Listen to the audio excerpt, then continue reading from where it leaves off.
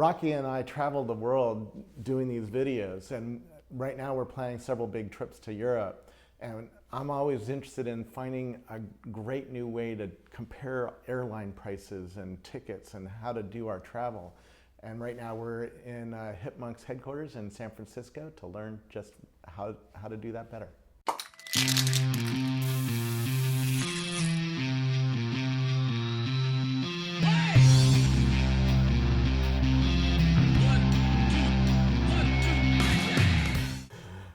Who are you? Okay, I'm Steve Huffman. 5 years ago, I was one of the founders of Reddit. I worked on Reddit for, well, basically 5 years, in the middle of which we were acquired by Condé Nast. I left Reddit about a year ago, enjoyed basically a vacation in Virginia. I just got married. When my friend Adam, whom I've known for a few years, called me and wanted to do this flight search startup, which would ultimately turn into Hipmunk. We started working on that in June this summer. Yeah. And what is Hipmunk? Why does the world need another way to buy travel? Because people around the world probably know they can go to Priceline or go to an airline site. And Sure. Yeah, there are dozens of ways of buying tickets online, all of which are, in our opinion, equally bad and painful. Adam. So he called me this summer and said, "Hey, what are you working on this summer?" I said, "I'm going to do a startup, but I don't know what yet." And he said, "Well, how about travel search?" And it was a no-brainer for me to do that because having been in this bicoastal relationship for the past 4 or 5 years, I know how painful it is to buy tickets. It can take hours, and by the time you're done buying a ticket, you wonder why you're traveling in the first place. Yeah. It's a totally nutty experience. So our plan this summer was basically, we know we can do better. We didn't know exactly what we were going to do yet. We just knew we can build a better product. Yeah. Tell me a little bit about the UI. So when I look, like I'm going to Paris in December, when I put in December 7th to December 11th, and I'm going from San Francisco to Paris, what does it show me that Priceline or other flight sites don't do? Sure. So the data, Kayak is basically the same. Everybody has access to very similar data these days in terms of what planes are flying where and the price. So what we try to do is present the results in a useful way. So instead of a wall of text, you have that spans 35 pages. We have one simple, clean interface where you can see the flights. You can see how they compare to one another, how long the flights are. And we also remove a lot of the listings from the results. Yep. So usually around 70% right off the bat. That's if you don't tell us what airlines you like. Okay. So that allows you to instantly see what your options are without having to, parse a lot of text and concentrate too hard about, what's going where and when it's flying, that sort of thing. Yeah, I like it because you can drag, like I don't want to arrive after, midnight on a certain day, and you can drag that time slider and it'll reorganize and redisplay the Exactly, flights. Right? You have these guidelines or these times of day when you want to fly, so it makes it very simple to basically limit, the time you want to be on a plane. Yeah. Without having to think too much or without having to look to a separate part of the screen to fiddle with a time slider that you might see on other sites. Yeah. It's all in one nice package. And if you go in and put, like I have a lot of points with United, and Rocky and I both have status with United, so we're a little biased toward, Sure. a lot biased towards Sure. United, even though there's oftentimes better airlines that have better seats and stuff like that. Can we put that bias into the system and see it redisplay? Definitely. So if you tell us airlines that you like, or if you just say all airlines are the same to me, we can do a couple of cool things. So let's say you like United. And when you do your search with United as a preference, what you'll see is the results will collapse such that United Airlines will never be dominated by another airline. So what we do by default is if there are 2 flights that are over the same time of day, but one of them takes off earlier, gets in later, and is more expensive, we know you would never take that flight, so we collapse it out of view. That's what I was referring to before when I said we hid 70% of the listings. Yeah. If you say you like United, we basically say other airlines that aren't United can be dominated by United. And that collapses the results even further, sometimes up to 90% of listings. Wow. So if you want to fly from here to JFK preferring United, there's really only a handful of actual results. And other flight search companies would make you dig through this haystack of flight search results to find those. And we narrow them down for you so you don't have to think so hard. Yeah. What's next? Because the idea seems very simplistic. It seems very...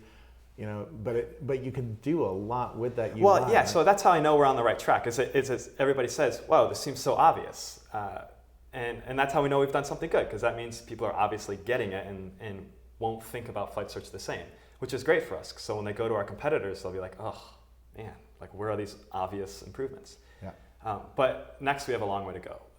Flights is only one part of travel. We've got hotels and cars and packages. There's all sorts of pain points in this mix that we're just going to pick them off one by one.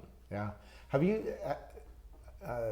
you thought of hooking up with like PlanCast? Because PlanCast is where I told the world I'm going to low web first, because that's the impulse to travel, and I'm not sure that it would matter to your service or not. Well, so we've talked about that, incorporating more social aspects in planning, and we know there's definitely a need there. Yeah. We haven't looked into it super in depth yet. Right now, we're trying to solve the obvious pain point, or the pain point that we relate to, which is, I'm just trying to go home. Like, get me there, get me a place to stay. It's a very simple need. And obviously, yeah, there are lots of cool products we could build, in that space where, I want to travel with my friends, or, I want to travel with strangers even. There's all sorts of cool things. But right now, we really want to get the simple problem. We want to make the simple problem simple. Yeah. We don't want that simple problem to be really hard, which is what it is right now. Are you going to hook up to other services like TripIt, which track my flights, to Seat Guru, to help me find the best seat on the plane, stuff like that? Definitely stuff we've talked about. We've talked to, I don't know if we can say publicly how much we've talked to those types of companies, but we're definitely working towards that. Anybody who has data that we don't have, who can make our customers have a better experience, is very valuable to us. Yeah. And for somebody like TripIt, of course, we both win. We don't really want to supplement that type of thing. I shouldn't say we don't want to displace that type of thing. We would like to supplement it. Yeah. It's interesting because it's obvious you don't have a big expensive office yet. You're not a mature company or a startup. Tell me what that's like, because we won't be in this house next time we interview you. Well, hopefully not. But we'll see. This is how we did it with Reddit also. Yeah. We started in our apartment, me and Alexis Ohanian, who was my college buddy. And I guess my mentality is, if it's not broke, don't fix it. That was a really great experience. We don't need a whole lot. It's just right now 2 guys and laptops doing our thing. So starting here is the natural thing to do. And now that we're hiring, actually Alexis has joined us to do marketing for us. Very cool. And we're hiring 2 engineers in the next couple of weeks. So, we might be able to fit a few more desks in here for a few weeks, but we are looking for office space, for better or for worse. That's what happens. Yeah, it's the circle of life. Arrington started in his house and had to go and open an office and stuff like that. I'm going to miss my commute because I live upstairs, and so I just go out the front door and in this door. And now that I'm going to have to travel across town, we'll see what that does to productivity. Tell me what it's like to go. You were a Y Combinator company, right? Yes. So, and you just closed your first round of funding, right? Yes. So I've actually done Y Combinator twice. Once with Reddit and now again with Hipmunk, and had 2. Similar experiences in some regards and very different in other spaces. Reddit, we raised almost no money. I think we raised $70,000 total. And with Hipmunk, we just closed a pretty sizable angel round. I feel like my experience with Reddit made raising this round a lot easier. Investors knew me, so that made it go very well. And Adam was the national debate champion last year, and so he's been a pretty, I guess, effective business guy the last few months, just on the phone, constantly negotiating. So it's been a fun ride, but I feel like what Y Combinator adds is and the reason I went back to do it again is it adds this kind of social or closeness of experience of starting a company with other people who are going through the same thing and having the same trouble. So you have people to lean on, and then you also get Y Combinator's advice. It makes it a very fun experience, and you have the sense of we're all in it together. Yeah. Any advice for entrepreneurs? Yeah, the obvious piece of advice is do it, because there's nothing to lose except time, especially if you're a college kid. You spent the last 4 years living in poverty. What's another couple gonna cost? Nothing really. Starting a company these days is so cheap. I should say an internet tech company is very cheap to start. Yeah. And it's a great experience. Worst case scenario is you effectively give yourself an MBA while you're learning how to start a company. And probably make a lot of friends along the way and learn a ton about yourself. Yeah. Best case scenario is you do all of that and get really rich. So I don't think there's anything to lose. Plus you have the reward of working for yourself, which is much more satisfying than working for somebody else. Tell me about the technology. I know you're on Amazon, you have cloud servers, but tell me what that looks like underneath. What's going on in the back end, in the cloud? Okay, so right now we're effectively a middleman. A user does a query to us. We send that query off to Orbitz. We get back the search results. We do all of our processing in real time, filtering out all the redundant results, and then we display it for the user. And so the system scales very nicely because it's almost 100% stateless. Yeah. And as we start doing more complicated things, it'll get more complicated. But right now, we don't even have a database. Yeah. We just store things in memory because flight search results are only relevant for 10, 20 minutes anyway. That's true. Prices are always changing, so why write it down? Now, that's a good point because another company, Farecast, got bought by Microsoft. Yes. And is part of Microsoft's travel search. Are you going to do things that try to predict the best price over time, or warn me, hey, you're going to yes. I'm going to Le Web in Paris and I haven't bought my ticket yet. Are you going to warn me your price is about to double? People love that Farecast technology. It's really cool, and so yes, we will absolutely work on that. And what we have right now, basically, we launched with what we thought was the minimum useful set of functionality, just so we can get online and start iterating and learning.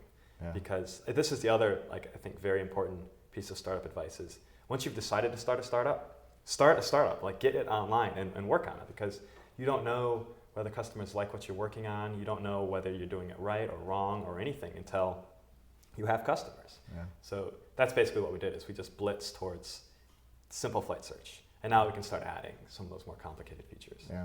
What's your screen like? What's your tool set like? What do you write every day? What do you work in? So, everything's written in Python, and I use Emacs as my editor, and it's just a browser. Chrome and Emacs. That's all I have really. Yeah. Anything else I should know about what you guys are doing, or what's happening in this space? Well, the space is really interesting. There are unlike when we started Reddit, the space didn't really exist. Yeah. Dig was there. We didn't even know about Dig originally. But we were effectively inventing this new space. With flight search, it's very startup hostile. It's a totally different experience. You've got multiple multi-billion-dollar companies in this space. Expedia and Bing and Kayak and Travelocity. There's probably 15 really big ones. Being in this kind of startup hostile, kind of beginner, or I should say, upstart unfriendly environment has been a new challenge, and it turns out the technology isn't the hardest part for us. It's the business relationships. Getting airlines to call us back, getting OTAs, online travel agencies to call us back was the hardest thing we had to do. Because it's expensive for the data providers to provide us data. So we have to make this argument that, hey, we're real, we're going to be around, we're not yanking your chain. You can invest in us so that we can build this product. Very cool. I love people who talk about building a great product. I don't hear it enough. I was a judge at TechCrunch Disrupt this week, and I just didn't hear that. It bothered me. So thank you so much. Oh, sure. I mean, I feel like that's the only logical thing for us to do. Everybody is talking about Google buying ITA or these big companies squashing us. The best, I guess, defense against that is innovating and building a better product, because then we'll always have something valuable.